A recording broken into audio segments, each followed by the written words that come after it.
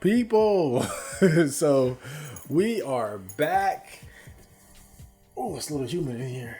Shirts off, baby. So this is the thread of the day. I believe I got this from R9K. So let's get into this. So I think there was a quote unquote girl who made this thread, and there's a comic there. Let's get a closer look at it. So the comic says, it's a girl talking to a guy. Your hair looks nice. Did you go to a barbershop? No, but it looks different. I wore a hat. The test was pretty hard, huh? I guess. And then it shows the guy alone playing video games.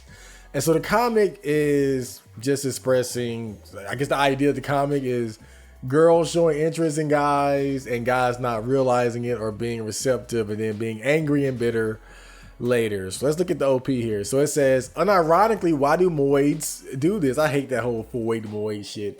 So many fucking times I took interest in the quiet guy only for them to do this and complain to their friends about how they don't have a girlfriend. And before kill yourself, tranny, sorry to burst your bubble, but I actually don't have or want an inside out hot dog poop wound between my legs. Okay, let's assume it was a girl who made this. So the first guy says, I got a compliment from a girl once, but I just said thanks and we never talked again. I don't know what was I supposed to do. So yeah, the whole theme of this thread is girls showing guys attention and them not realizing it or being receptive. Kind of in line with the main topic of choosing signals. So this guy says, I won't ask for tits, but you know you need proof before you can make some substantial claim. Then this guy says, I hate talking and have nothing to say. Then the guy under him says, a really cute girl at work asked me to hang out. I said, sure, sounds fun. Looked at her and she looked like she didn't even want to talk to me after asking. I just went in that store really because I wanted to say hi to her and she basically ignored me. It didn't feel good, but I was still trying to be nice. What? Asked me to hang out? What the hell was that? Was she teasing him?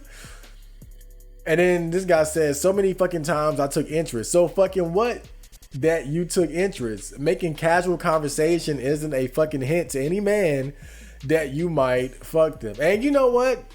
He's right, but he's wrong. Like it's a hint if you know the whole choosing signal dynamic. But he's right in that you never really know, because like I said before, plausible deniability, you know, like I can't just assume that any girl who made a conversation with me was attracted to me or liked me. You know, maybe she did, maybe she didn't, but certainly not every girl who was ever nice to me did so because she found me attractive and wanted me to make a move. So this guy says, if a guy had responded to this, then you'd be talking about how you were just being polite and friendly, and now that creep is chasing you thinking that you wanted to fuck. It's like that picture with Oscar, heads you win, tails I lose. And you have plausible deniability in either scenario. Exactly what I said. Now, maybe, hold up. I'm sorry, guys. There's a humongous roach on my wall. I'm going to kill him now. Yeah, bitch. Okay, I'm sorry.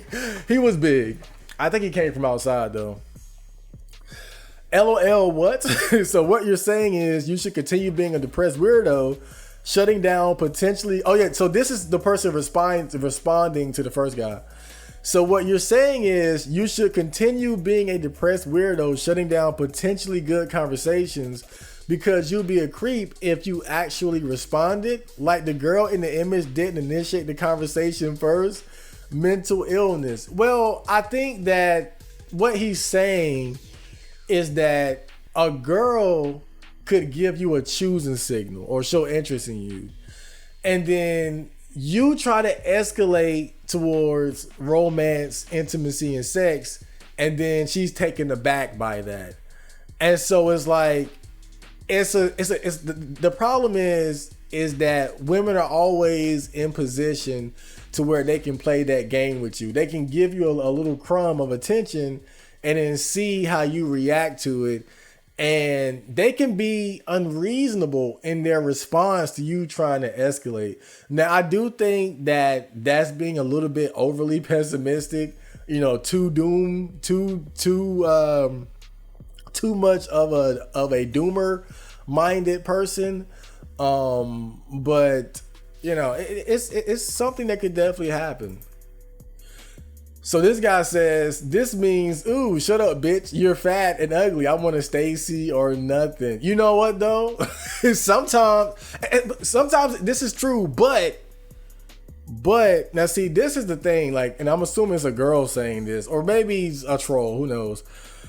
But this is the thing I always notice, is that it's always the extremes with this particular argument. It's never, ooh, shut up, bitch. You're fat and ugly. I want a girl who's not fat. Or I want a girl who's at least decent looking.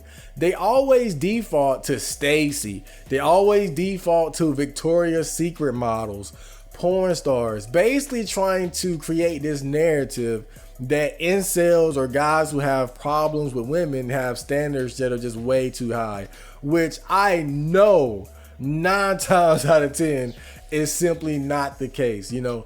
But, you know, this is similar to that Shy comic, where it's a narrative to try to make the person out to be their own worst enemy, you know, taking them out of the position of being a victim or being someone who just might be in an unfortunate predicament. You know, it's one thing if a guy is struggling to date or find girls that like him. It's another if he's struggling because he's only going for the cream of the cream of the cock. he's only going for the cream of the crop of women, the Stacys, the hotties, the baddies, the shit, right? Because then you don't feel sorry for him. You know, and I think that's why you always see this narrative pop up, which I've argued against plenty of times. And again, I think it's just a way to try to, it's just a way to try to undermine the struggle, the general struggle of being a man, and the fact that it's nowadays it can be very difficult to get even a halfway decent looking girl. But she might just be fat and ugly. She might just be fat and ugly. I think there were a few times in my life where I got like choosing signals. Oh, for sure. There were at least like, I think like when I was at work, there was one girl that was working there for a short while, and she was like fat, single mom. And, you know, she wasn't flirting heavily, but she was making that kind of level of conversation with me. And, you know, I was polite and friendly back, but, you know, had I liked her, that would have been the perfect position to escalate. But she was fat and a single mother. So this guy says, heavily bullied in early age years, where kids will ask questions about you and then use their information to make fun of you. After that, you learn to develop a thick skin and not answer people's questions. So this is the whole trauma thing where you go through these negative experiences as a child, and it has these negative, these long, ongoing negative effects on you mentally in regards to how you relate to other people. But definitely this is something that you need to overcome. Like I think all of us, because I've experienced, you know, similar things when I was growing up. So, you know, but I think that at some point you got to acknowledge it, reflect on it, process it, and then take action to move on. You can't allow these events from your childhood to continue to shape you into a lesser version of who you could potentially be now and into the future. So this guy says, this is not true. This girl has been chatting me up for months, initiating conversation and trying to talk to me. I asked her if she wants to hang out sometimes, and she turns me down. And see, sometimes the girl just might be friendly. You know, I've also heard that some girls, they'll do shit like that just to know that the guy likes them. So it's like an ego boost. It's validation. Because sometimes you have guys like myself who are very good at being aloof. And I'm not trying to toot my own horn, but I'm not an ugly dude. And so I feel like when I look back at some of the choosing signals I got, especially from some of the cute ones, I'm willing to bet at least one of them was just a girl who wanted the validation of knowing that I liked her. I'm willing to bet at least one of them was like that, where we're just like, who who this guy? Like, he ain't giving me no attention. He ain't sweating me. Let me try to get him to sweat me. Like, that's some real shit. As a one-time incel, I can confirm I behaved like this to a very cute girl in high school, but she was out of my league. I had no idea she liked me. This is what autism and growing up with no girlfriend does to us. Just like, you know, you start thinking, and that's why I don't like the whole leagues thing, because when you meet somebody that you might perceive to be more attractive than you, then you're not gonna really believe that they like you. You're not gonna take those choosing signals or IOIs to heart. And especially if you're like a late bloomer, where because some guys really don't have a good grasp on their own level of attractiveness. You know, you might think you a 4 when you really a 6. You might think you a 7 when you really a 5. It happens. We guys, we don't always know because we don't get the consistent validation that women do when they look good. You know, for us, we got to be like somewhat exceptionally attractive to really get that consistent validation. You know, but I get people telling me all the time that I look good, and they're surprised that I'm still a virgin. But you know, my track record is pure virginity, no hoes. So what am I supposed to think? But yeah, like that's why that whole leagues thing is you know, it's dangerous, because you start thinking in terms of I deserve this or I can only get that. And then when something comes your way that's, you know, you're attracted to, you feel like you're not good enough for it. And then this guy, he's replying to the first guy here. He says this: lots of bitches will string you along for attention. Girls really just want as much attention in exchange for as little sex as possible. For a woman, collecting simps is the ideal. Yeah, I mean, that's definitely real, bro. Like, some girls, they just want the validation of knowing that a guy likes, again, especially if you're a guy that catches their eye. Like, they could have a boyfriend, they could look at you and know, like, I'm not like he kinda alright, but I wouldn't escalate like that to him. But it's like they expect you to. They, like, I don't know what it is, but I guess when you're a guy at a certain level of attractiveness, typically what happens, like, most men make the most of it. Right? Like, if you got any sort of attractive traits about yourself, you know, more assertive men are going to make the most of that. And so I think women find it weird or unusual when they see a guy who's okay looking and he's not using it to try to leverage that to get her. And I think that's what causes that teasing phenomenon. And so this guy says, quiet guys don't know how to talk to women or most strangers in general. And some assume women being friendly or sociable is either just being friendly and not to be pursued as potential partners or some kind of trick. And then he's replying, best posting a thread. Sometimes this sort of thing happens as well. Just getting left hanging and wondering what you said or did that was wrong, making you turtle back inside yourself again.